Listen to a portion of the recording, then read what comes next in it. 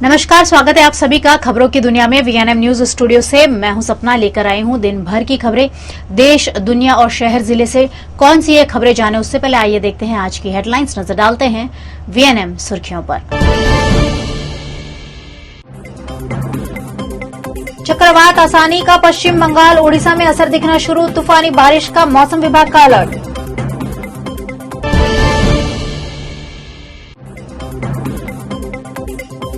Radhanpur seat से चुनाव लड़ने का अल्पेश ठाकुर का दावा, विरोधियों को दिया अल्टीमेटम।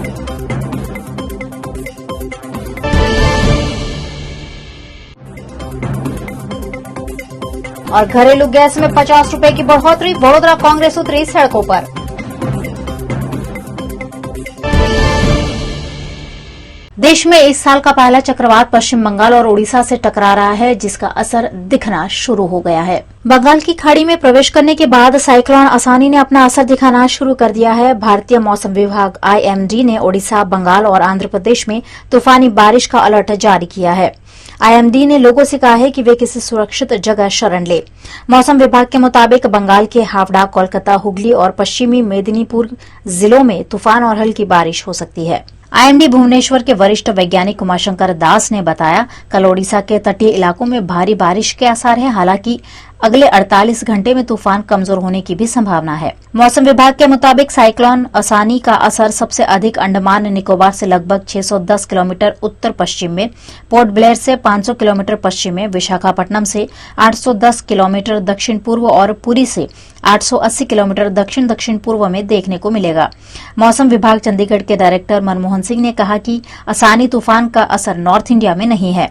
वहीं आईएमडी कोलकाता ने पश्चिम बंगाल के हावड़ा, कोलकाता, हुगली और पश्चिम मेदिनीपुर जिले में आंधी तूफान के साथ हल्की बारिश की संभावना जताई है। आंधी तूफान के दौरान लोगों को सुरक्षित स्थान पर रहने की सलाह दी गई है।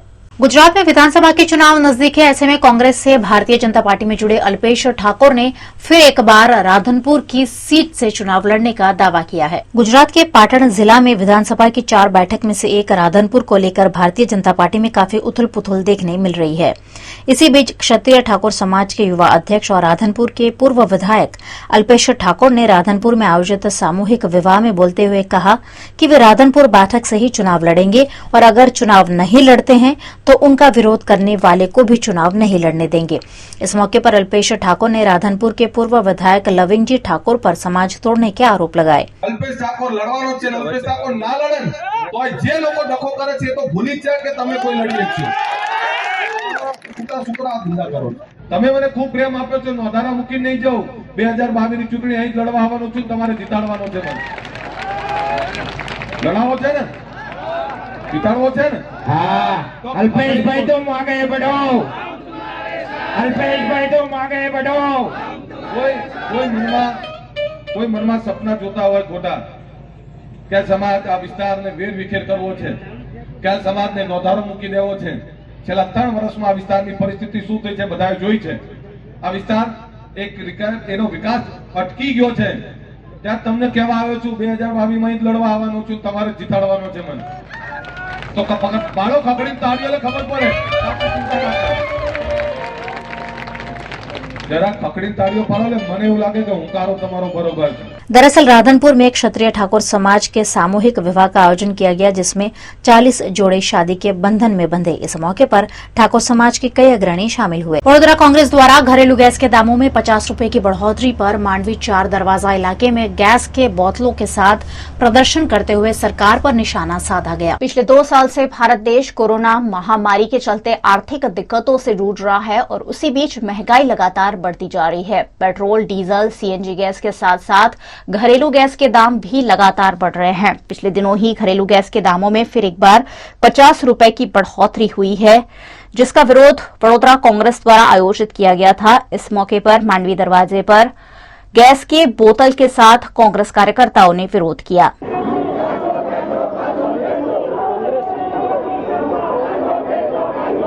विरोध कर रहे कांग्रेस नेताओं और कार्यकर्ताओं को पुलिस द्वारा रोका गया, जिसके चलते मौके पर घर्षण भी देखने मिला। कांग्रेस के कार्यकर्ताओं द्वारा पुलिस की गाड़ी को रोकने का प्रयास किया गया, जिसमें कांग्रेस के शहर अध्यक्ष ऋत्विज जोशी, विपक्ष की नेता अमी रावत, नरेंद्र रावत और कांग्रेस के अन्य नेताओं और कार्यकर्ताओं की बड़ी संख्या में उपस्थिति रही। इस दौरान घर्षण के चलते पुलिस ने कई कांग्रेस कार्यकर्ताओं को हिरासत में ले लिया। आपने तो बड़े बड़े वायदे किए थे, अच्छे दिन आएंगे। अच्छे दिन भाजपा के नेताओं के आए हैं।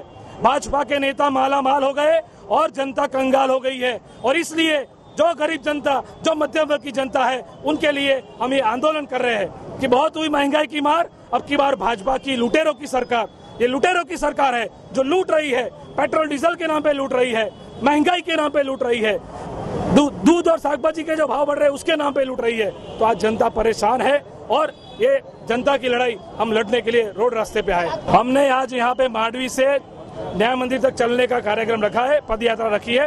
महंगाई हटाओ, देश बचाओ, महंगाई हटाओ, भाजपा भगाओ, ये हमने नारा दिया है। पहले यूपीए के टाइम पे जो गैस का सिलेंडर 400 रुपए था, तब भारतीय जनता पार्टी ने महंगाई की बात करके पूरे देश में आंदोलन करके लोगों को उकसाया था कि 400 रुपए का गैस का सिलेंडर। आज नॉन सब्सिडाइज और सब्सिडी तो निकाली थी, आज 1000 रुपए का गैस का सिलेंडर हर गाँव, हर शहर में हो गया है।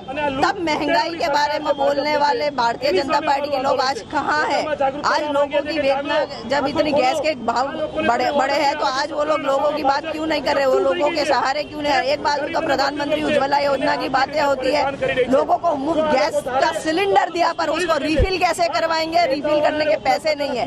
20 दिन में जो सिलेंडर खत्म हो जाता है, हर 20 दिन के बाद 1000 रुपया, मतलब रोज के 50 रुपया एक गृहिणी का खर्च होता है, जो सहन नहीं हो पा रहा है।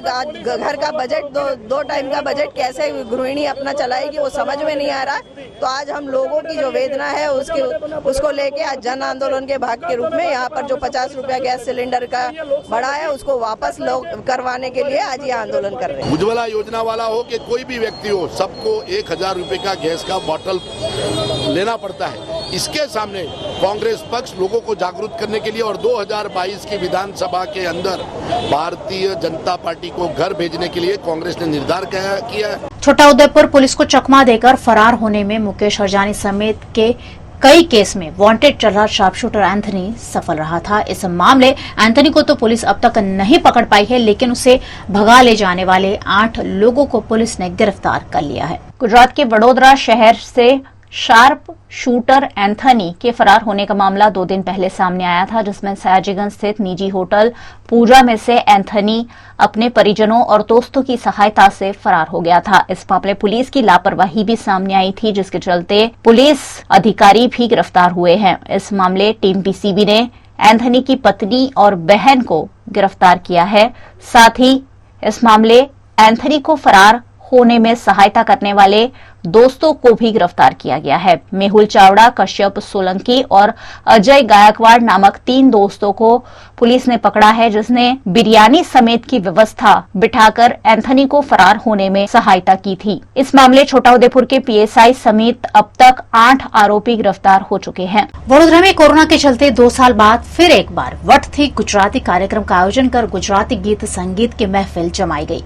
गुजराती भाषा, गुजराती साहित्य और गुजराती गीत संगीत का प्रचार प्रसार हर गुजराती का कर्तव्य है, और इसी कर्तव्य को निभाने के लिए वडोदरा में आरजे क्षितिज द्वारा वट थी गुजराती कार्यक्रम आयोजित किया गया। कमाडीबाग के एम्फी थिएटर में आयोजित लाइव इन कॉन्सर्ट में कई सिंगर ने सुंदर गुजराती गाने गाए, और इस गुजराती गीत संगीत का आनंद लेने बड़ी संख्या में लोग भी एम्फी थिएटर पर एकत्रित हुए।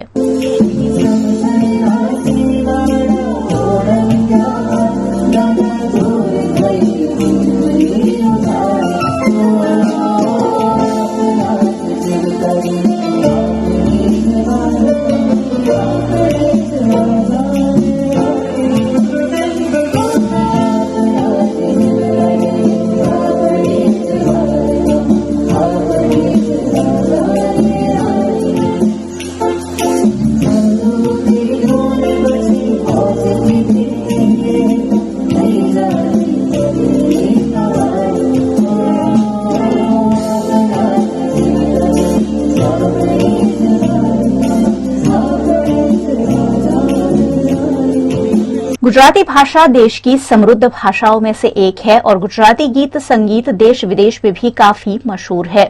ऐसे में वट्ठी गुजराती कार्यक्रम अंतर्गत गुजराती भाषा की सुंदरता को संगीत के जरिए लोगों तक पहुंचाया गया, जिस पर आयोजक आरजे क्षितिज ने जानकारी दी। वट्ठी गुजराती ये एक प्रोग्राम हम कमाटी बाग एम्फी थिएटर में आज हमने ऑर्गेनाइज किया है और इसका मेन इंटेंशन हेतु ये है कि हमारी जो मातृभाषाएं हैं, जो वर्नाक्युलर लैंग्वेजेस हैं, वो लुप्त ना हो जाए। क्योंकि मैं गुजराती हूँ इसीलिए मैं गुजराती म्यूजिक का कॉन्सर्ट करता हूँ, पर हम सब जानते हैं कि इंग्लिश एज ए लैंग्वेज और वो कल्चर हम पर कितना ज़्यादा प्रभाव आजकल डाल रहा है। तो भले वो प्रभाव डाले या ना डाले, पर हम हमारी संस्कृति, हमारी भाषाओं को ना भूले, उसका एक प्रयास मतलब वट्ठी गुजराती बहुत सालों से कर रहे हैं। पिछले 2 साल का ब्रेक लगा था बिकॉज ऑफ कोरोना, तो आज फिर से एक बार रीस्टार्ट हो रहा है और बड़ौदा के बहुत लोगों का बहुत प्रतिसाद मिल रहा है, तो हमें बहुत ही खुशी है। और गुजराती लैंग्वेज के जो गाने हैं वो यंगस्टर्स तक पहुँचे, ये भाषा जिंदा रहे, इसीलिए हम उसे रॉक फॉर्मेट में पेश कर रहे हैं। तो ड्रम्स, गिटार्स, कीबोर्ड्स के साथ गुजराती कुछ गाने पेश करेंगे आज, and I am sure that लोगों को बहुत मज़ा आएगा। और हमारी जो टैगलाइन है कैंपेन की, वो मैं बोलना चाहूँगा कि भले कोई कहे कि अंग्रेजी सारू है पण गुजराती मारू है।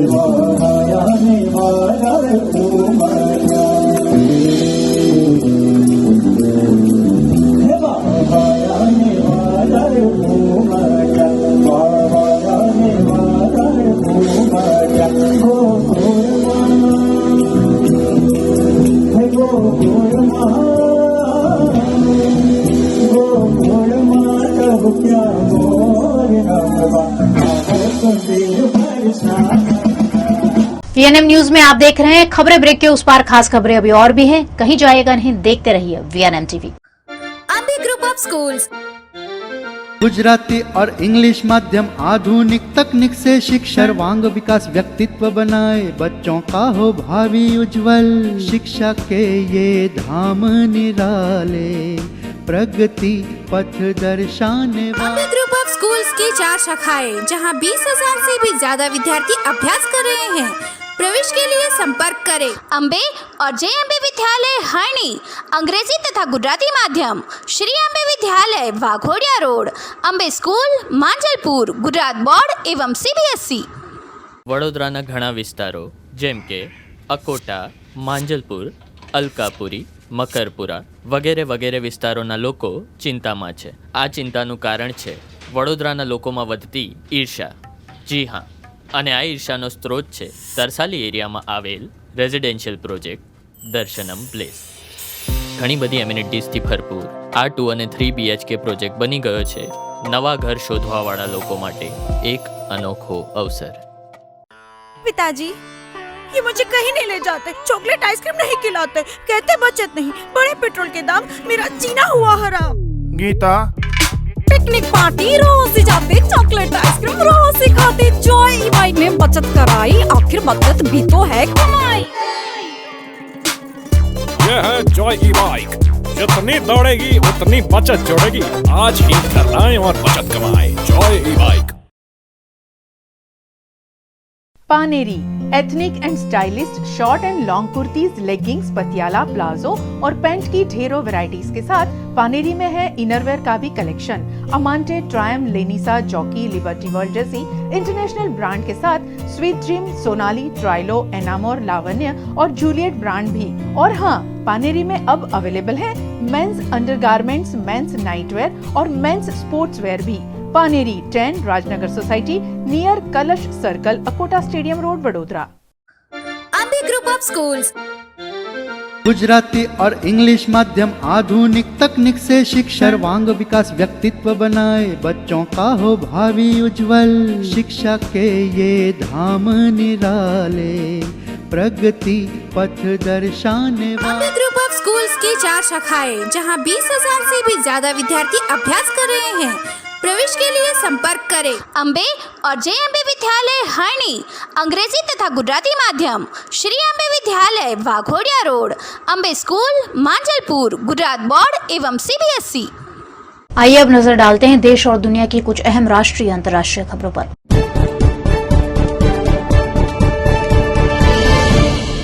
श्रीलंका के प्रधानमंत्री महिंदा राजपक्षे ने अपने पद से इस्तीफा दे दिया है। विपक्ष की अंतरिम सरकार बनाने की मांग के आगे झुकते हुए उन्होंने ये कदम उठाया है। इस बीच देश में जारी हिंसक झड़पों के बीच कर्फ्यू लगा दिया गया है। श्रीलंका 1948 से अपनी आजादी के बाद से सबसे बुरे आर्थिक संकट से गुजर रहा है। देश का विदेशी मुद्रा भंडार लगभग खत्म हो चुका है, जिससे वे जरूरी चीजों का आयात नहीं कर पा रहा।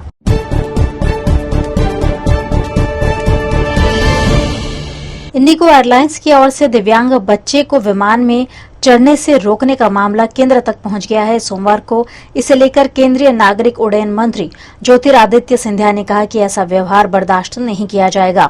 इसके बाद एयरलाइंस के सीईओ ने माफी मांगी है। दरअसल एक दिव्यांग लड़का अपने माता पिता के साथ रांची एयरपोर्ट पहुंचा। इस दौरान उसे इंडिगो की रांची हैदराबाद उड़ान में चढ़ने से रोक दिया गया, जिसके बाद उसके माता पिता ने भी विमान की यात्रा नहीं करने का फैसला किया।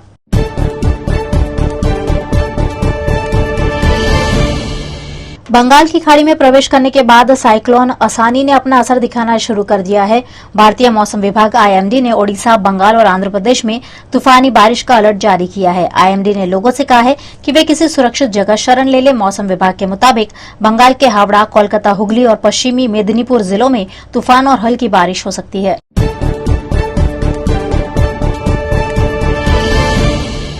डॉलर के मुकाबले रुपया रिकॉर्ड निचले स्तर पर फिसल गया है। पहली बार $1 का भाव 77 रुपए के पार चला गया है।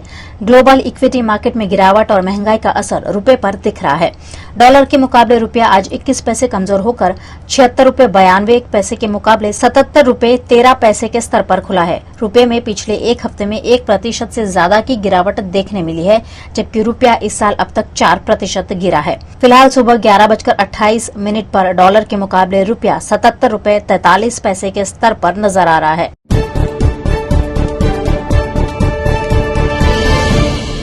दिल्ली में करीब 2 साल पहले नागरिकता कानून के खिलाफ प्रदर्शन से देश भर में सुर्खियों में आया शाहीन बाग आज फिर हल्ला हंगामे के दौर में है। वजह एमसीडी का बुलडोजर। यहां आज से अतिक्रमण विरोधी अभियान चलाया जाना था। इसके लिए एमसीडी के बुलडोजर जैसे ही शाहीन बाग पहुंचे, हंगामा शुरू हो गया। लोगों के विरोध के बाद दोपहर करीब 12:30 बजे एमसीडी के बुलडोजर वापस चले गए। इसके बाद लोगों ने यहां तिरंगा लहराया।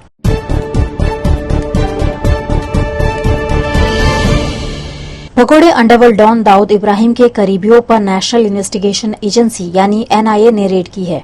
मुंबई में कुल 12 ठिकानों पर एक्शन जारी है। पहले मीडिया रिपोर्ट्स में 20 जगह छापे की बात कही गई थी। रेड दाऊद के गुर्गे, छोटा शकील, जावेद चिकना, टाइगर मेमन, इकबाल मिर्ची, दाऊद की बहन हसीना पारकर से जुड़े लोगों और उनके रिश्तेदारों के ठिकानों पर हुई है।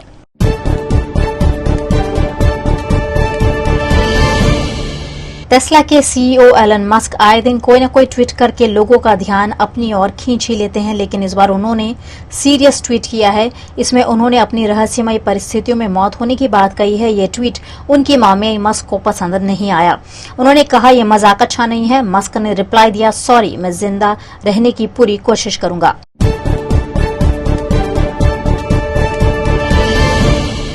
एमएस यूनिवर्सिटी की फाइन आर्ट्स फैकल्टी में हिंदू देवी देवताओं के विवादित कटआउट मामले एबीवीपी ने विरोध किया था। इस मामले 31 छात्रों पर शिकायत दर्ज की गई है, जिस पर एबीवीपी की गुजरात प्रांत मंत्री युति गजरे ने अपनी प्रतिक्रिया दी। મને એ પ્રશ્ન આવે છે કે વિદ્યાર્થી પરિષદના વારંવાર રજૂઆત પછી પણ જે ચિત્ર બનાવનાર વિદ્યાર્થી છે એની ખિલાફ કેમ કોઈ યુનિવર્સિટીએ કાર્ય નથી કર્યું? કેમ ડીન એ વિદ્યાર્થી પરિષદના સામે જે ડીને પ્રશ્ન ઊભો કર્યો છે વિદ્યાર્થી પરિષદે કાં તો સમાજ વચ્ચે જે આ ગેરરીતિ દર્શાવી રહ્યું છે એની સામે કાર્યવાહી નથી થઈ?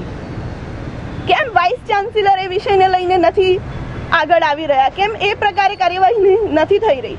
તમને હું જણાવવા માંગીશ કે વાઇસ ચાન્સેલર ને જ્યારે વિદ્યાર્થી પરિષદ અને યુનિવર્સિટીના સિન્ડિકેટ મેમ્બરો જ્યારે મળવા જાય છે ત્યારે વાઇસ ચાન્સેલર કહે છે કે તમારો ફોન બારે મૂકજો, 2 લોકો આવજો, 3 લોકો આવજો. તો એ વાઇસ ચાન્સેલર શાની માટે છે? શું વિદ્યાર્થી પરિષદ વિદ્યાર્થીઓને આ પ્રકારના વિષયો સાંભળવા માટે તૈયાર નથી? હું એ કહીશ કે આ વિષયને ગંભીરતાપૂર્વક વિષય છે, એને ત્વરિતપણે વાઇસ ચાન્સેલર અને યુનિવર્સિટી તંત્ર દ્વારા, મને ખ્યાલ છે તમે લોકોને બી ખ્યાલ હશે કે એના ઉપર આખી કમિટી બેઠાવવામાં આવી છે. હું એમ કહીશ કે આ એક ધર્મનો વિષય છે, એટલે આ પ્રકારની કમિટી બેસાડીને એક ઢોંગ છે. કમિટી બેસાડવું ને એની પછી તપાસના ત્વરિતપણે કેમ એના ઉપર કાર્યવાહી નહીં લેવામાં આવી, કેમ ત્વરિતપણે એ ડીન ઉપર કે વિદ્યાર્થીને રસ્ટિકેટ કાં તો એમની પાસેથી જવાબ કેમ નહીં માંગવામાં આવ્યો? કમિટી બેસાડીને શું દર્શાવવા માંગે છે? શું વાઇસ ચાન્સેલરને વિદ્યાર્થીઓને મળવાની પણ સમય નથી?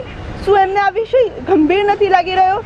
હું એમ કહીશ કે વાઇસ ચાન્સેલર હમણાં સુધી કોઈ યુનિવર્સિટીના એજન્ટ, પ્રાઇવેટ યુનિવર્સિટીના એજન્ટ તરીકે કામ કરતા હશે, પણ એમને યાદ રાખવું જોઈએ કે આ મહારાજા સયાજીરાવ યુનિવર્સિટી છે, જે ગુજરાતની પ્રતિષ્ઠિત યુનિવર્સિટી છે. તો અહીંયા આ પ્રકારનું વર્તન એમનું ના ચાલે. આ પ્રકારનું આખું થઈ રહ્યું છે. વિદ્યાર્થી પરિષદ આ વિષયને લઈને આગળ પણ આંદોલન કરતી રહેશે. હું એમાં કહીશ કે પોલીસનો પણ ખૂબ ગેરવર્તન રહ્યો છે યુનિવર્સિટી કેમ્પસમાં. એક તો પોલીસનું એ પ્રકારનું એન્ટ્રી લેવું યોગ્ય નહોતું હોતું, તેમજ જ્યારે આ ઘટના થઈ, અમારા ભાઈ કાર્યકર્તા, અમારા બેન કાર્યકર્તા સાથે આ પ્રકારનું વર્તન થયો હતો, ત્યારે વિદ્યાર્થી પરિષદના કાર્યકર્તાએ 7 તારીખે બપોરે ફરિયાદ પણ કરી છે, એની કોપી પણ છે. પણ આ એક ષડયંત્ર છે. અમુક રાજનીતિક પાર્ટીઓના દબાણમાં આવીને આ પોલીસ કર્મચારીઓ કામ કરી રહ્યા છે એવું લાગી રહ્યું છે. વિદ્યાર્થી પરિષદ જ્યારે MSUમાં એક છાત્ર સંગઠન, સ્ટુડન્ટ્સનું એક પ્રતિનિધિ બનીને ઉભરી રહ્યું છે, ત્યારે આ ઇલેક્શનના વખતે વિદ્યાર્થીઓ, અમારા પરિષદના કાર્યકર્તા એમાં ભાગ ના લઈ શકે એ પ્રકારનું આખું ષડયંત્ર આ દેખાઈ રહ્યું છે. કેમ કે 7 તારીખે બનેલી ઘટના, જેની સામે વિદ્યાર્થી પરિષદે ફરિયાદ કરી હતી, એની FIR 8 તારીખે રાત્રે કઈ રીતે થઈ શકે? 7 તારીખની અરજીની રિસીવ કોપી 8 તારીખે કઈ રીતે થઈ શકે? આ ઘણા ગંભીર પ્રશ્ન છે. આ મારા અને મારી સાથેના MSUના બધા જ વિદ્યાર્થીઓના પ્રશ્ન છે કે આ ષડયંત્ર, આ પ્રકારનું ગેરવર્તન કઈ રીતે થઈ રહ્યું છે. તો હવે હું આપ સમક્ષ વિષય તો તમારી સામે રજૂ થયો છે. અમે લોકોએ વિદ્યાર્થી પરિષદે એની પ્રેસ નોટ પણ કરી છે, તમને એક કોપી પણ આપીશું. જી, એ જ તો પ્રશ્ન છે કે દોષિત છે એના ખિલાફ કોઈ કાર્યવાહી નથી થઈ, અને જે વિદ્યાર્થી આવા વિષયને લઈને આગળ આવી રહી છે એના ખિલાફ ફરિયાદ દાખલ થઈ છે. તો અમારો આંદોલન વાઇસ ચાન્સેલર સામે MSU ખાતે પણ રહેશે, અને જો આ પ્રકારનું વર્તન બનતું રહેશે તો પોલીસ સામે પણ અમારું આંદોલન આગળ વધશે. અને આગામી સમયમાં અમારું આંદોલન સતત રહેવાનું છે, કેમ કે આમાં પોલીસે ખૂબ ગેરનીતિ અપનાવી છે. પોલીસે અમારી ફરિયાદ પણ નથી લીધી, તો અમે કોર્ટમાં જઈએ છીએ અને કોર્ટથી અમે આ ફરિયાદ કરીશું. તેમજ જો આ આંદોલન સતત ચાલશે ને આખા ગુજરાતના વિદ્યાર્થીઓ જરૂર પડે તો MSU ખાતે, કમિશનર કચેરી ખાતે પણ એકત્રિત થશે. સૌથી મહત્વની વાત એ છે કે જ્યારે આ બનાવ બન્યો ત્યારે ઘણા બધા વકીલો હતા, હિન્દુવાદી નેતાઓ હતા, એ હવે ક્યાં છે, કેમ નથી આવી? વિદ્યાર્થી પરિષદના કાર્યકર્તા ત્યારે પણ હતા અને હજી બી છે, અને આ આંદોલનમાં ન્યાય ના મળે, આંદોલન વિષય યોગ્ય રીતે ना आवे ત્યાં સુધી विद्यार्थी परिषद ना कार्यकर्ता रहवाना જ છે। गुजरात के वडोदरा के बैंकर्स ग्रुप को राष्ट्रीय स्तर पर CFBP Jamnalal award for fair business practices देकर सम्मानित किया गया। वडोदरा के विभिन्न इलाकों में बैंकर्स ग्रुप द्वारा बैंकर्स हॉस्पिटल चलाई जाती है, जहां सभी तरह की स्वास्थ्य सुविधाओं का लाभ मरीजों को दिया जाता है। बैंकर्स ग्रुप की सेवाओं को सर्विस एंटरप्राइजेस कैटेगरी में CFBP जमनालाल अवार्ड मिला है, जो उनके फेयर बिजनेस प्रैक्टिसेस के तहत दिया गया है। बैंकर्स ग्रुप की ओर से CMD Darshan Banker, MD Parul Banker, doctor Sachi Banker और डॉक्टर यश बैंकर ने लिया। राष्ट्रीय स्तर पर मिले इस अवार्ड से बैंकर्स ग्रुप की उपलब्धियों में इजाफा हुआ है। बैंकर्स ग्रुप द्वारा इस अवार्ड को टीम बैंकर से जुड़े सदस्यों को डेडिकेट किया गया और यह कहा गया कि बैंकर्स ग्रुप के साथ जुड़े कर्मचारियों के पैशन, डेडिकेशन और मेहनत की वजह से उन्हें यह अवार्ड प्राप्त हुआ है। गुजरात के वडोदरा में BAPS संस्था द्वारा 8 मई से 22 मई तक व्यसन मुक्ति और प्रकृति संवर्धन अभियान का प्रारंभ किया गया है। समाज में फैले व्यसन को दूर करने का उम्दा प्रयास श्री अक्षर पुरुषोत्तम स्वामीनारायण संस्था द्वारा किया गया है, जिसके तहत गर्मियों की छुट्टियों में संस्था से जुड़े 1200 जितने बच्चे 8 मई से 22 मई तक लोगों के बीच जाकर उन्हें व्यसन छोड़ने का अनुरोध कर रहे हैं। साथ ही पानी बचाना, बिजली बचाना, पेड़ लगाना जैसे संदेश भी नागरिकों को दे रहे हैं। इस अभियान के प्रारंभ के मौके पर सांसद रंजनबेन भट्ट, विधायक सीमा मोहिले उपस्थित रहे। महान स्वामी महाराज की कृपा से हमें प्रभु स्वामी महाराज शेताब આજે પહોંચવાની પ્રકૃતિ સંવર્ધન વિશે કાર્ય કરવા જવાના છીએ, જેમાં 11 થી 13 વર્ષના બાળકો બધાનું મોત છોડીને બધાને પ્રોત્સાહન આપવા જવાના છીએ. તો અમે પાણી બચાવો, વીજળી બચાવો અને વૃક્ષોનું જતન કરો એના માટે લોકોને પ્રોત્સાહન આપીશું. તો તમને ખબર જ હશે કે કેટલા બધા વૃક્ષો કપાઈ રહ્યા છે. આ વિશ્વમાં વીજળીની પણ કમી છે, જેનાથી હવે તો વીજળી પણ નથી આવતી. તો અમે એના માટે લોકોને પ્રોત્સાહન આપીશું કે એ લોકો બચાવે તો તો જ ભવિષ્યની પેઢીને કુદરતી संसाधनों मળી શકે. आज वीर महाराणा प्रताप की जन्म जयंती है। इस मौके पर वडोदरा में फतेहगंज स्थित महाराणा प्रताप की प्रतिमा पर माल्यार्पण किया गया। 9 मई 1540 को जन्मे महाराणा प्रताप को हमारे देश के पहले स्वतंत्रता सेनानी के रूप में जाना जाता है। उन्हें अकबर की अवज्ञा और उनके वफादार घोड़े चेतक की बहादुरी के लिए आज भी याद किया जाता है। महाराणा ने उस समय मुगल साम्राज्य के खिलाफ बहादुरी से लड़ाई लड़ी जब दूसरों ने अकबर के वर्चस्व को स्वीकार कर लिया था।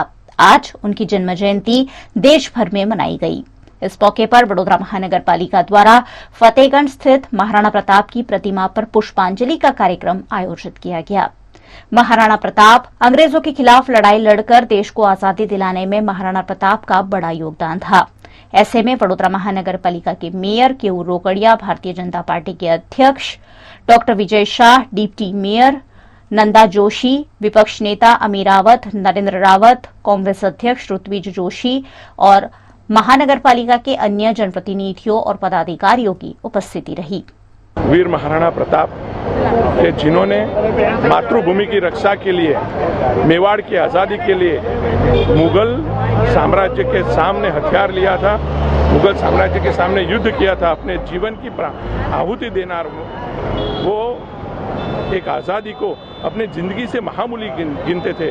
ऐसे वीर महाराणा प्रताप के जिन्होंने वन भटके थे और वनवासियों को अपने साथ जोड़कर आज़ादी के लिए जो अलग जगाई थी, वैसे वीर महाराणा प्रताप की जन्म जयंती पर आज उनको श्रद्धांजलि अर्पण करते हैं। पुष्पांजलि अर्पण करके आज उनके बताए पथ पर चलने का प्रण करते हैं। शौर्य और वीरता के प्रतीक महाराणा प्रताप की आज जयंती के दिन में वडोदरा महानगर सेवा सदन की ओर से उनके यहाँ पर जो स्टैच्यू है उसका फूलहार करके उनको श्रद्धांजलि दी है। सभी युवाओं में शौर्य और वीरता और खुद के देश के लिए देश प्रेम की एक प्रेरणा देने वाले महाराणा प्रताप को आज सत सत वंदन करते हैं। महाराणा प्रताप की जन्म जयंती के मौके पर वडोदरा के राजपूत समाज द्वारा भी भव्य रैली का आयोजन किया गया।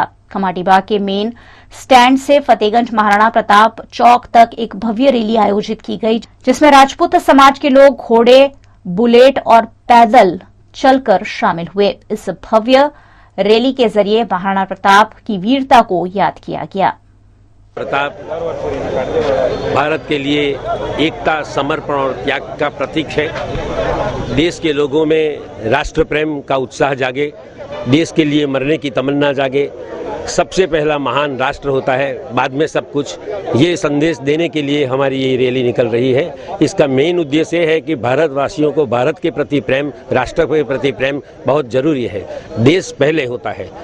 हाँ, हमेशा देश प्रेम लोगों में जागृत हो, इसलिए ये रैली का आयोजन किया गया है। वडोदरा के सोखड़ा मंदिर में गुणातीत स्वामी की आत्महत्या मामले कथित रूप से उनकी आखिरी वीडियो क्लिप पुलिस को सौंपी गई है, ताकि मामले की तफ्तीश सुचारू रूप से की जा सके। वडोदरा के सोखड़ा मंदिर में हरिप्रसाद स्वामी जी के ब्रह्मलीन होने के बाद लगातार विवाद जारी है। पिछले दिनों यहां संपत्ति विवाद सामने आया था और उसके बाद सोखड़ा मंदिर में ही गुणातीत स्वामी ने आत्महत्या कर ली थी। इस मामले गुणातीत स्वामी के भतीजे जिनके साथ उनकी बातचीत हुई थी, वो ऑडियो क्लिप करण पुलिस को परिजनों द्वारा दी गई है। गुणातीत स्वामी के मौत के बाद मंदिर द्वारा परिजनों को कह दिया गया था कि वो अंतिम विधि खुद ही कर लेंगे।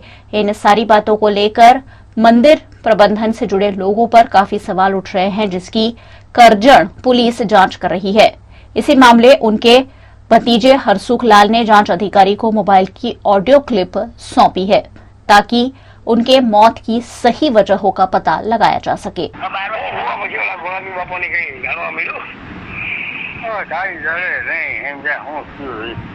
એમની મને ખબર પડે આપઘાત થઈ ગયો. હા, એટલી ખબર પડે કે આપઘાત થઈ ગયો.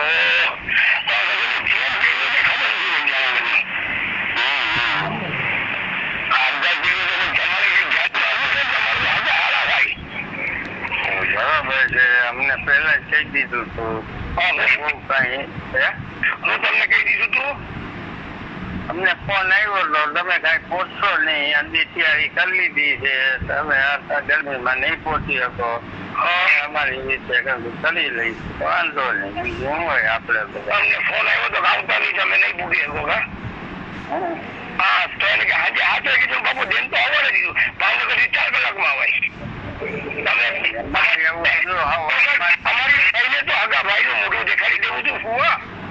પણ ત્યાં જવાય જ નહીં ને. મારું કહેવાનું એ છે કે અવાજમાં થઈ જવું હતું, પણ આ તો હાલવું થયું, નાડાવડું કંદેડા ત્યાં ને બંધ થયો.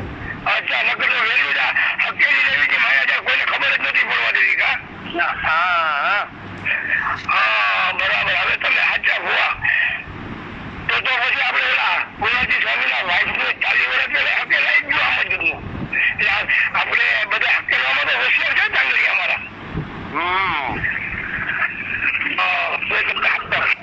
ક્યારેક આવતા રહેજો, ભત્રીજાનું ધ્યાન રાખો. હા હા હા, ક્યાંક બધું મુંબઈ આવી વયા ન જતા. ના ના, હું આવ્યો જ નથી. હા, બાકી લાડવા ખવડાવી દાંતો કરનો માણસ હોય એટલે આપણે તો હાલે લાપસી લાડવા આવે આવે.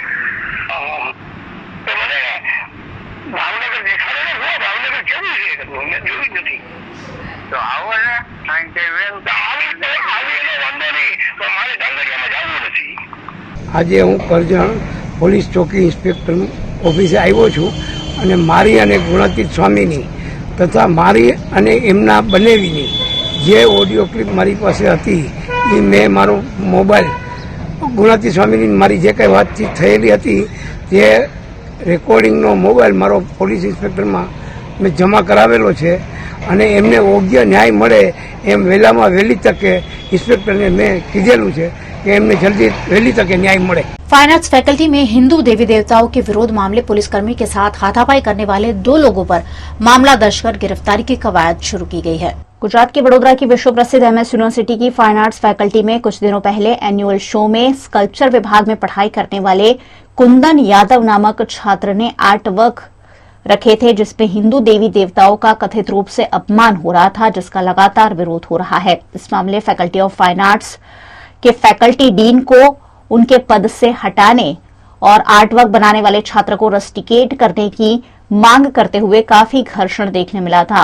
इस घर्षण के दौरान सयाजीगंज पुलिस थाने के कर्मचारी को कार्तिक जोशी और ध्रुव पारेख ने चाटे जड़ दिए थे। इस मामले पुलिस शिकायत के आधार पर दोनों के खिलाफ मामला दर्ज कर लिया गया है। इस मामले विरोध प्रदर्शन करने वाले 31 लोगों के खिलाफ अब तक पुलिस ने मामला दर्ज किया है और कार्यवाही शुरू की है। अपने जीवन के 52 सालों तक नागरिक रक्तदान कमेटी से जुड़े रहे स्वर्गीय कांजीभाई रमनलाल रावल की पहली पुण्यतिथि के मौके पर परिजनों द्वारा रक्तदान शिविर का आयोजन कर उन्हें अनोखी श्रद्धांजलि दी गई। वडोदरा के SSG अस्पताल में नागरिक रक्तदान समिति द्वारा ब्लड डोनेशन कैंप का आयोजन किया गया, जिसमें स्टैंडिंग कमेटी के चेयरमैन डॉक्टर हितेंद्र पटेल उपस्थित रहे।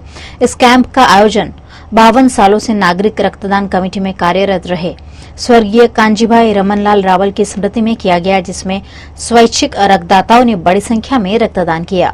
वडोदरा में तापमान का पारा 40 डिग्री के पार चला गया है। ऐसे में अहमदाबाद, राजकोट की तर्ज पर वडोदरा में भी दोपहर को सिग्नल बंद करने की आवश्यकता जताई जा रही है। गुजरात के वडोदरा में गर्मी ने सभी तरह के रिकॉर्ड तोड़ दिए हैं। रोजाना गर्मी का पारा लगातार ऊपर चढ़ता जा रहा है।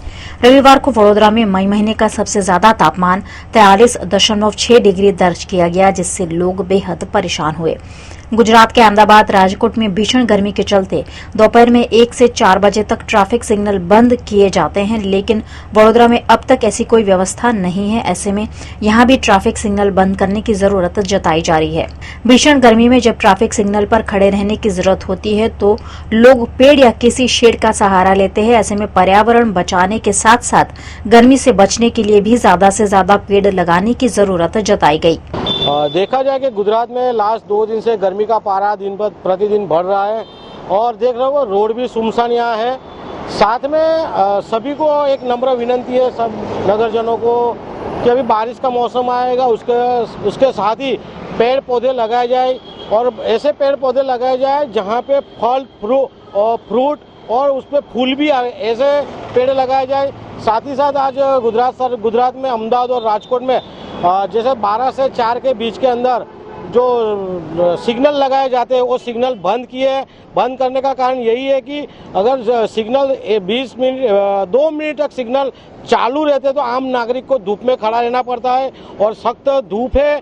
धूप की वजह से लोगों को, नागरिकों को हाथ में, सब पैरों पे, सभी जगह पे धूप के लिए सब सूजन आ जाती है। इसीलिए सरकार ने अहमदाबाद और राजकोट में सिग्नल बंद किए, तो बड़ौदा शहर में भी पुलिस कमिश्नर ये सिग्नल बंद रखे, यानी इसकी वजह से सब नागरिकों अवर जवर स्पष्ट रहेगी और धूप का जो एहसास हो रहा है वो कम होगा। यह सही बात है कि अगर पेड़ पौधे लगाए होंगे तो ऐसी धूप में भी अगर कहीं अगर शरीर को कुछ हो रहा है तो पेड़ पौधे के नीचे खड़े भी रह सकते हैं, आराम भी कर सकते हैं, 2 घंटे 1 घंटे बैठ भी सकते हैं। अगर कहाँ पेड़ पौधे ही नहीं होंगे अपने पास का तो यहाँ खड़े कहाँ रहेंगे, जहाँ भी खड़े रहेंगे धूप ही धूप होगा। इसके लिए सभी नगरजनों को विनती है कि आप बारिश के पहले पेड़ पौधे सभी जगह पे लगा दिए। कांग्रेस के राष्ट्रीय नेता राहुल गांधी की उपस्थिति में आदिवासी सत्याग्रह सम्मेलन का दाहोद में आयोजन हुआ है, जिसमें शिरकत करने कांग्रेस के नेता जिग्नेश मेवानी भी पहुंचे। 10 मई को गुजरात के दाहोद शहर में आदिवासियों की समस्याओं को उजागर करने के लिए आदिवासी सत्याग्रह सम्मेलन आयोजित किया गया है, जिसमें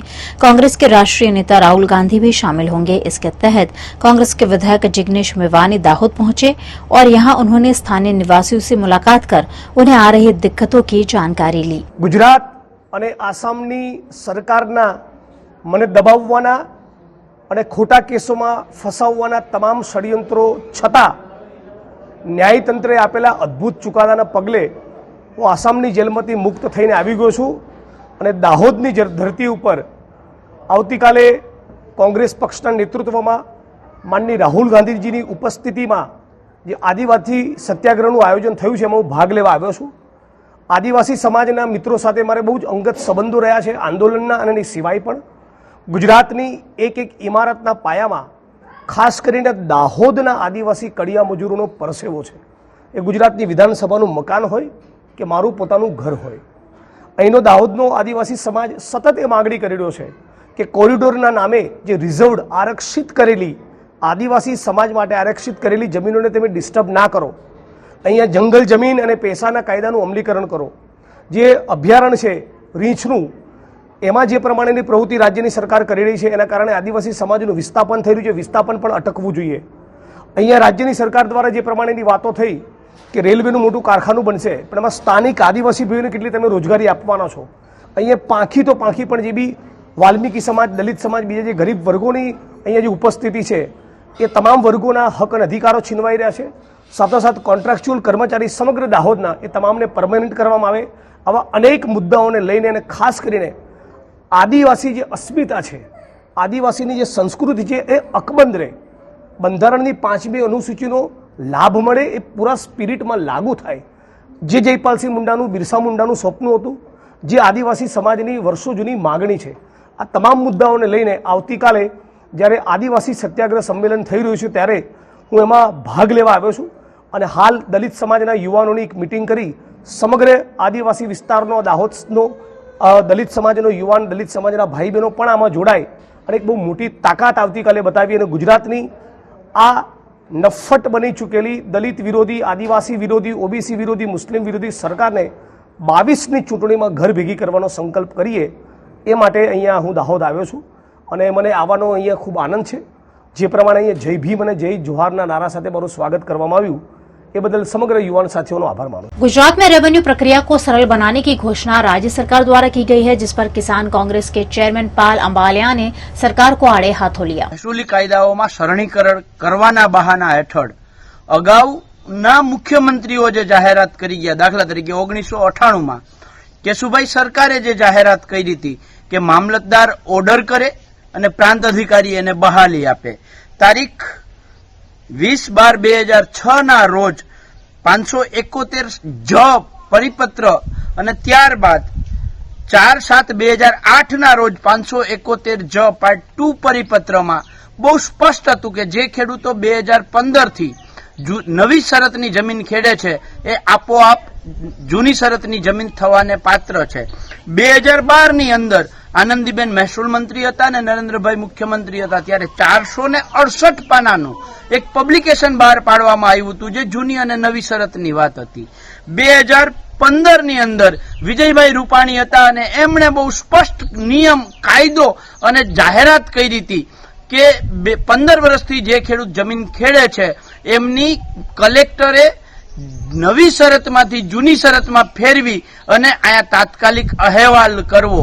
તો વિજયભાઈ રૂપાણી, આનંદીબેન પટેલ, નરેન્દ્રભાઈ મોદી, કેશુભાઈ પટેલ જે કાયદાઓ જે નિયમો નવી જૂની શરતની વાત કરીને ગયા છે, 468 પાનાનો એક કાયદો બનાવીને ગયા છે, એનાથી નવું ભૂપેન્દ્રભાઈ પટેલ શું લઈ આવવા માંગે છે?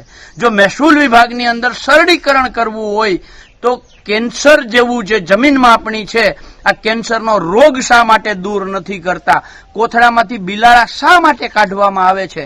ક્યાંક ને ક્યાંક બદબુ મને આમાં ષડયંત્રની આવે છે કે કોંગ્રેસના સમયની અંદર ગરીબોને જે જમીન આપવામાં આવી હતી, જેને નવી શરત કહેવામાં આવે છે, આ ભાજપના મળતિયાઓએ ગરીબો પાસેથી જમીન પચાવી લીધી છે અને એ અત્યારે કાયદેસર થતી નથી. એના માટે થઈ અને આ કાયદો આવ્યો હોય, આ વ્યવસ્થા ગોઠવવામાં આવી હોય એવું મને ક્યાંક ને ક્યાંક शंका है। गुजरात के पाटन जिला के सरस्वती तालुका के कोयटा गांव में क्षत्रिय ठाकुर समाज ने सामूहिक विवाह का आयोजन किया, जिसमें भाजपा अध्यक्ष सीआर पाटिल ने उपस्थित रहकर 53 नवविवाहित जोड़ों को आशीर्वाद दिए। पिछले 2 साल से चल रही कोरोना महामारी ने सभी वर्ग के लोगों को आर्थिक रूप से परेशानी में डाल दिया है। ऐसे में सभी समाज द्वारा सामूहिक विवाह जैसे आयोजन कर सामाजिक जिम्मेदारी निभाई जा रही है।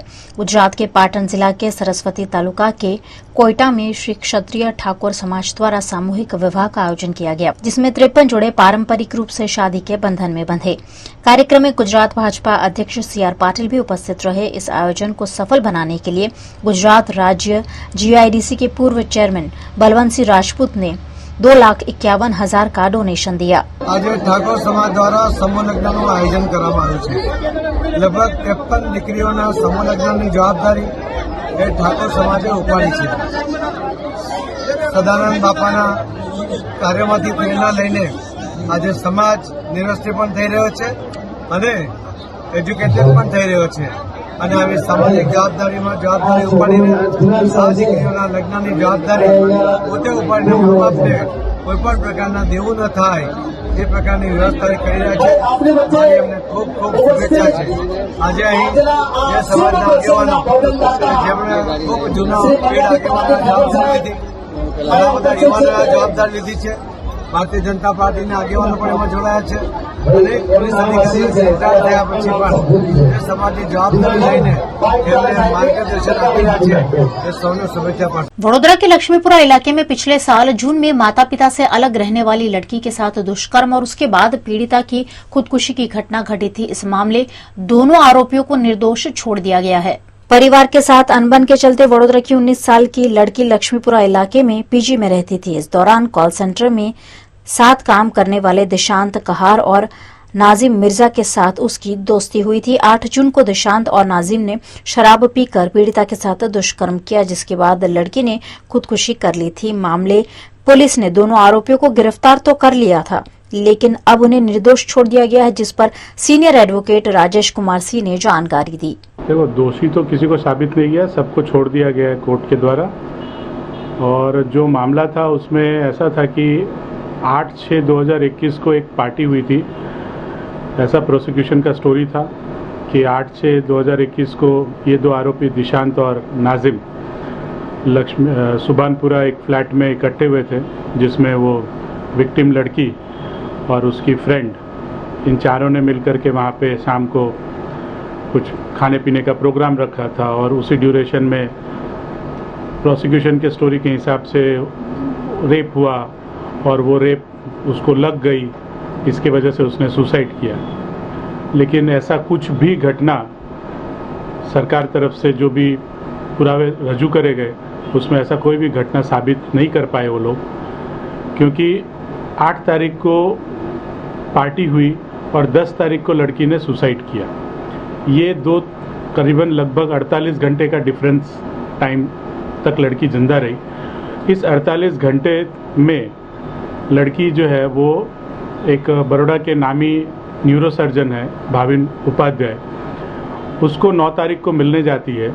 लेकिन वहाँ और जब वो मिलने जाती है तब उसका बॉयफ्रेंड सुमंतो दास और उसके फादर रितेश पंडित, दोनों उसके साथ में होते हैं, लेकिन कोई भी न तो लड़की बोलती है कि मेरे साथ रेप हुआ है, न तो उसका बाप बोलता है कि मेरे साथ रेप हुआ है, न तो उसके दोस्त बोलते हैं कि लड़की के साथ रेप हुआ है। और लड़की जब 10 तारीख को सुसाइड कर लेती है, उसके बाद जब पुलिस इन्वेस्टिगेशन शुरू करती है एक्सीडेंटल डेथ की, उसमें भी कभी भी ये लोग कुछ भी रेप के बारे में नहीं बताते। और ये सारी एक मनगढ़ंत स्टोरी खड़ी की गई कि भाई पार्टी के दिन कॉन्डम लेकर के आए थे, वहाँ से उनको कॉन्डम मिला, न कॉन्डम पे वीर्य मिली, न उसके आधार पे उन लोगों ने मान लिया कि लड़की के साथ रेप हुई थी। अगर लड़की के साथ रेप हुई थी तो मेडिकल में तो आना चाहिए, या फॉरेंसिक में जब कॉन्डम भेजा गया तो उसके ऊपर तो वीर्य मिलना चाहिए। न तो वीर्य पे कॉन्डम मिला है, न तो जो रूम जहाँ पे रेप की घटना बताई जा रही है उस वहाँ से कब्जे लिए गए चादर, लड़की के कपड़े जो भी सब लिए गए, किसी में से भी कोई भी सीमन का नमूना मिला नहीं है। और उसके उपरांत एक डॉक्टर गामित को इन्होंने ड्यूरिंग जो ट्रायल है उनको एग्जामिन किया, और गामित साहब के एविडेंस में एक ऐसा चीज़ आया कि लड़की के वेजाइना में स्मैग्मा की हाजिरी मिली थी। स्मैग्मा की हाजिरी कब मिलती है? जब उसका इंडिकेशन ये होता है कि निकट भविष्य में, मरने से जस्ट पहले निकट भविष्य में, निकट समय में उस लड़की के साथ रेप न हुई हो तो वो स्मैग्मा की मिलती है, और ये गामित साहब ने एडमिट किया। तो जब स्मैग्मा की हाजिरी आती है तो फिर रेप ऐसे ही रूल आउट हो जाता है। और उसके बाद न तो कॉन्डम में मिला, न चद्दर पे मिला, तो इसीलिए ये कोई भी चीज़ सपोर्ट नहीं कर रही। FSL रिपोर्ट टोटल नील आया। रहा सवाल इलेक्ट्रॉनिक एविडेंस, बहुत सारे उन्होंने खोद खाद के निकाले, लेकिन जितने भी एविडेंसेस निकले हैं उसमें से कोई से में भी लड़की के साथ रेप हुई है और उसके वजह से उसने सुसाइड किया, ऐसा कोई भी साबित नहीं हो पाया। इसी के वजह से कोर्ट ने दोनों को निर्दोष करके छोड़ दिया है। सर, कोर्ट में किस किस मुद्दे पर खास करके चर्चा की गई, निर्दोष छोड़ दिया गया उनको? यही सारे मुद्दे जो मैंने बताया आपको कि FSL के पुरावे सपोर्ट नहीं हुए, इलेक्ट्रॉनिक एविडेंस सपोर्ट नहीं किया, मेडिकल एविडेंस सपोर्ट नहीं किया, जो विटनेसेस, वहाँ पे कोई आई विटनेस नहीं था। अगर 8 तारीख को ये घटना जो प्रोसिक्यूशन के हिसाब से घटी, तो उस पूरे 8 तारीख की जो भी घटना घटी उसमें 4 लोग हाजिर थे। एक जो भोग बनना है वो, उसकी सहेली और ये 2 आरोपी। तो सहेली ऐसी कैसी सहेली कि वो ठीक मोमेंट पे उस जगह से गायब हो गई। अगर लड़कों को उसने देखा कि भाई कुछ गड़बड़ चल रहा है, कुछ गलत काम के तरफ जा रहे हैं, तो वो लड़की वहाँ से चली जाती है। और ना तो लड़की, वो जो उसकी सहेली है, ना तो वो फरियाद करती है, ना तो किसी को जाहिर करती है, ना तो किसी को बताती है, ना पुलिस की मदद लेने की कोशिश करती है। और पूरी प्रोसिक्यूशन ने रेप जैसी एक इतनी बड़ी इंसिडेंट को दबाने का और छुपाने का काम किया है। ये सारी चीजों को कोर्ट ने कंसिडर किया है। जूनागढ़ के केशोद में आयोजित लोक डायरी में फिर एक बार नोटों की बरसात में लोक गायक भीग गए। जूनागढ़ के केशोद में आहिर युवा मंच द्वारा आयोजित लोक डायरों में मायाभाई आहिर, उर्वशी रादड़िया और बिरजू बारोट जैसे लोक गायकों ने लोक गीतों की रंगत जमाई। इस लोक डायरे में लगातार लोक गायकों पर नोटों की बरसात देखने मिली। गुजराती गीत संगीत के चाहकों ने डायरे में जमकर नोट उड़ाए। सुबह 4 बजे तक चले डायरे में भजन की खूब रमझट देखने मिली, जिसमें 10, 20, 50, 100, 500 के साथ साथ 2000 की नोटों की भी बारिश देखी गई। आज केशोद ने आंगणे आहिर युवा मंच द्वारा एक सरस मजानो आवो रूडो लोक डायराનું આયોજન, એમાં ભાઈ બિરજુભાઈ, હું અને હજી એક પણ કલાકાર ઉર્વશીબેન રાદડિયા, આ દરેક કલાકારો આહિર સમાજના આમંત્રણને માન આપીને દરેક કલાકારો આવ્યા છે। અને આજનો જે કાર્યક્રમ છે એ કેવલ ને કેવલ સમાજના વિકાસ માટે અને એક આર્થિક વિકાસ નહીં પણ સામાજિક અને વૈચારિક રીતે પણ માણસ વિચારમાં મજબૂત બને, અને આ ડાયરામાં સારા ગીતો, સારા ભજનો અને સારી વાતો આશો તો હોય જ, પણ એની અંદર પણ કંઈક મર્મ છુપાયેલો હોય છે। એટલે આજે કેશોદના આંગણે જ્યારે આવો રૂડો કાર્યક્રમ છે ત્યારે હું આપના બધાના માધ્યમથી કહેવા માગું છું કે 2 વર્ષ જે લોકડાઉનના પસાર કર્યા પછી જ્યારે પહેલી વાર આ કાર્યક્રમ ચાલુ થયા છે, તો એટલું જ કહેવાય કે બધાય વગર ભારત રહી શકે, ગુજરાત રહી શકે, પણ સંસ્કાર અને સંસ્કૃતિ વગર આ દેશ ન રહી શકે એનું આજનું આ પ્રમાણ છે. કેશોદ આહિર યુવા મંચ દ્વારા ભવ્યાતિ ભવ્ય ડાયરાનું આયોજન કરવામાં આવ્યું હતું, જેમાં બધા જ કલાકારોએ પણ ખૂબ આનંદ કર્યો અને જનતાએ પણ ખૂબ આનંદ કર્યો અને 1 કરોડથી પણ વધારેની ઘોડની રકમ અહીંયા એકઠી થઈ છે. તો આહિર સમાજના તમામ યુવાનો અને વડીલોને હું ખૂબ ખૂબ અભિનંદન પાઠવું છું, લાખ લાખ વંદન કરું છું અને બધાને ખૂબ મારી શુભકામનાઓ. આજે કેશોદ યુવા મંચ આહિર સમાજ દ્વારા આજે ભવ્ય લોક ડાયરાનું આયોજન ડાયરો થયો. આજે ભૂતોના ભવિષ્ય અને 1 કરોડ ઉપરની ગોળ આ ડાયરામાં થઈ, तो खूब ज आनंद आयो और बधा चाहकोए खूब ज आनंद मेळ्यो. मध्य प्रदेश के मुख्यमंत्री शिवराज सिंह चौहान ने मंदसौर में मेडिकल कॉलेज की सौगात देते हुए कई कार्यों का शिलान्यास और लोकार्पण किया. मध्य प्रदेश के मुखिया शिवराज सिंह चौहान मंदसौर पहुंचे. यहां मुख्यमंत्री शिवराज सिंह चौहान ने जिले को मेडिकल कॉलेज की सौगात देते हुए राजपूत समाज के छात्रावास का शिलान्यास भी किया. इसके साथ ही विश्व प्रसिद्ध भगवान पशुपतिनाथ के मंदिर परिसर में स्थापित सहस्त्र शिवलिंग की प्राण प्रतिष्ठा भी की और देश के सबसे बड़े वजनी महाघंटे का उद्घाटन भी किया. इस मौके पर मुख्यमंत्री ने सभा को संबोधित करते हुए खासकर महिलाओं को आत्मनिर्भर बनाने के साथ साथ किसानों और गरीबों को सहयोग किए जाने की बात की. आज महादेव जी का पूजन करने का अवसर हमें मिला. वो सब पर कृपा की और आशीर्वाद की वर्षा करें. प्रदेश आगे बढ़े इसके लिए जनता का सहयोग जरूरी है और पूरे प्रदेश में हर नगर और गांव का गौरव दिवस मनाया जा रहा है. मुझे प्रसन्नता है कि 8 दिसंबर जिस दिन हूणों पर विजय प्राप्त की थी भारत ने, उस दिन मंदसौर का गौरव दिवस मनाया जाएगा. सरकार और समाज मिलके मंदसौर और कैसे आगे बढ़े इस दिशा में नए सिरे से संकल्प लेकर आगे बढ़ेंगे. मैं पशुपतिनाथ भगवान के चरणों में प्रणाम करते हुए यही प्रार्थना करता हूँ, सब सुखी हो, सब निरोग हो, सबका मंगल हो.